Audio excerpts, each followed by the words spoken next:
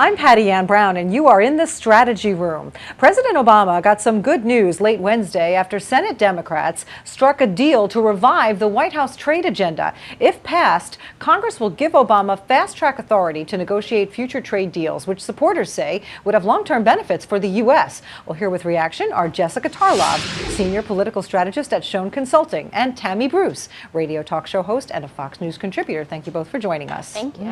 So the Senate reached an agreement on this, but now it faces tough going in the House. Lawmakers opposing two different things in the legislation. First, they object to giving President Obama these fast-track powers. That would actually give him the authority to negotiate trade deals with other countries and then submit them to Congress for a straight up and down vote without amendments. Some people not comfortable with that. Democratic Congressman David Scott of Georgia saying, quote, "We have seen too much power ceded from Congress to the executive branch at the expense of the United States, particularly in foreign matters." The Washington Times says this is a breathtaking spectacle. Democratic lawmakers complaining that the president of their own party is trying to grab too much power. Tammy, what do you say? Well, I think that was made clear with the Democrats keeping control of this first round and embarrassing the president, I think, quite dramatically. He also losing his cool when it came to Senator Warren, making very personal remarks in that one interview. Yeah. It really exposed to the American people a kind of a level of chaos, a lack of communication with the base. If Elizabeth Warren is controlling Congress, well, what is Barack Obama doing? Also, the American people and Congress was disturbed about the Iranian situation when it comes to Obama seemingly wanting to not involve Congress when it comes to the treaties or arrangements he makes. And I think Congress is correct in saying, look, we've got to have more of a say. This is part of our job as well. That's why they were elected. At the same time, the American people can see that a variety of other of Obama's ideas have been bad economically for this country. Suddenly he's going to be a genius and has a great idea. The unions are also against this. They're saying this is going to have an impact on employment here. It's going to have an impact on a whole host of things that affect the middle class and American workers. So that entire section of the Democratic Party, I think, is correct.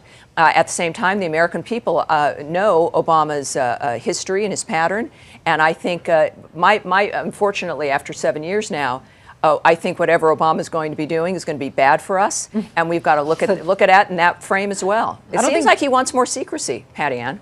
Yeah, we're going to get to that point coming up. But Jessica, what about this dissension in the ranks? What's going on here? Well, I mean, it's something that's been going on for a while now. That usually Obama's just on team Elizabeth Warren, or Elizabeth Warren is on team Obama. You know, that we've seen this fissure between the progressive left and more centrist Democrats. I think it actually spells a lot of trouble, or rather some handiwork that Hillary Clinton's going to have to deal with. I mean, she was actually involved in the beginnings of this trade deal anyway, so she's going to have to openly and publicly take a stance on it. But, I mean, yes, Obama was embarrassed. I didn't find the interview about Elizabeth Warren to be as terrible as many people are making it out to be. Certainly not sexist. I mean, they're friends. They agree on 99% of issues. So we should just say he called her Elizabeth. Sorry, yeah, he referred to her as Elizabeth instead of Senator Warren. Yes. And Sherrod Brown came out after him, attacked him for that. And I didn't see, when you know that people work that closely together and are that close, I didn't think that it was a problem. But look at the context, though, of what he was saying beforehand. Right. His manner. That he was talking down to her. And I have to say, if someone's in the room with you and you're a friend with them, like he has with other senators, and you refer to them by the first name, that's fine. But he also did that in 2008, a very denigrating kind of approach with Hillary. We know the history of women leaving the White House, saying it is a hostile workplace. So this man does not have a a good reputation. Right. And we're getting a little bit off track now. Yes, all right. Let's get back to trade here. I was just about to bring up equal pay. So we talked about the first sticking point being this power of authority there. Sure. The second sticking point is that some lawmakers want a provision to address currency manipulation by other countries, and President Obama has rejected that demand. This has upset many Democrats. Let's quote again Congressman David Scott. He says Obama's refusal to protect against currency manipulation is asinine, in his words. Republicans more supportive of Obama's proposal overall. Tammy, why is that? Well, you know, there is an argument, certainly conservatives' view, that within the global marketplace, the more activity that there is, the better. The fact is, China continues to manipulate its currency. It has an impact on the value of the dollar.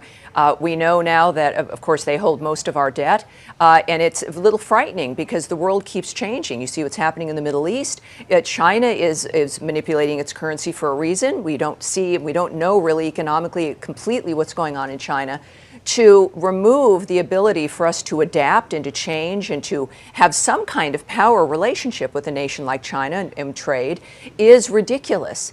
And to say that effectively the president wants complete carte blanche and saying, this I accept and this I don't, really, this is not a kingship.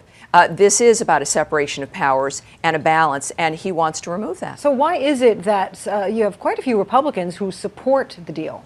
Well, I think that and this is where Republicans like Democrats get a little fixated. I think that there is a sense that the more trade, that the more engagement, the better no matter what. Right. We are completely invested, if you will, in China, and that there's a sense that, gosh, the more goods you get in, the less expensive they are, the more it helps consumer spending, et cetera.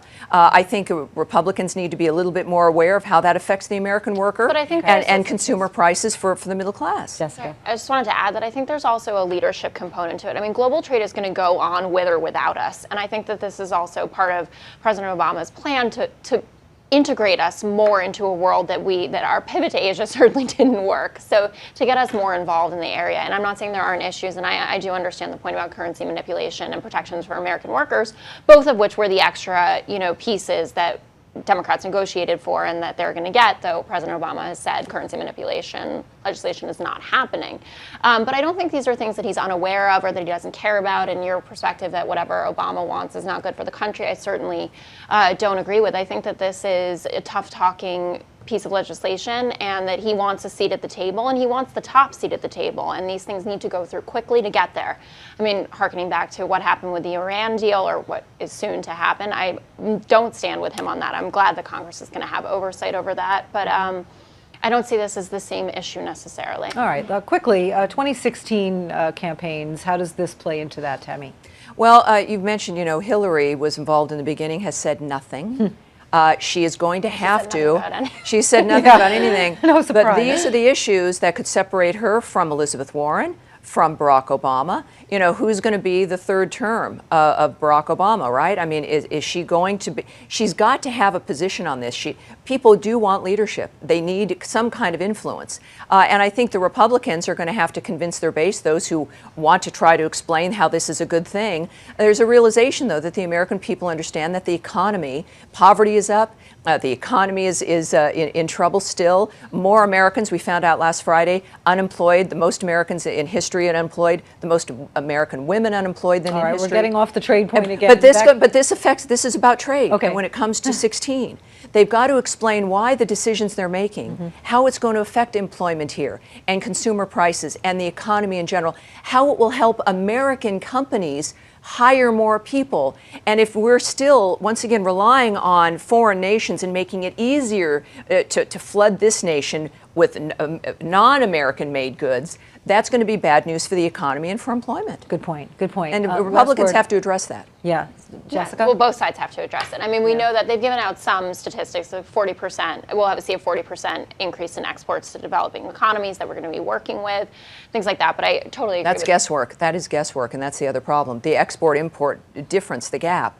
They're guessing that China and Vietnam is going to want more of our stuff. Really, where's our stuff being made now? Let's let Jessica finish. But that's it. Anyway, I think, as Tammy said, it's important for Hillary to articulate where she comes down on this, and I think it will be very similar to President Obama on this particular thing. She will separate herself more, I think, on foreign policy than necessarily on this trade deal. And on the right, I would think in the end that most of the GOP contenders are going to line up in favor of the trade bill, or at least the more mainstream candidates. All right, Jessica and Tammy, thank you both so much for joining us. Thank you.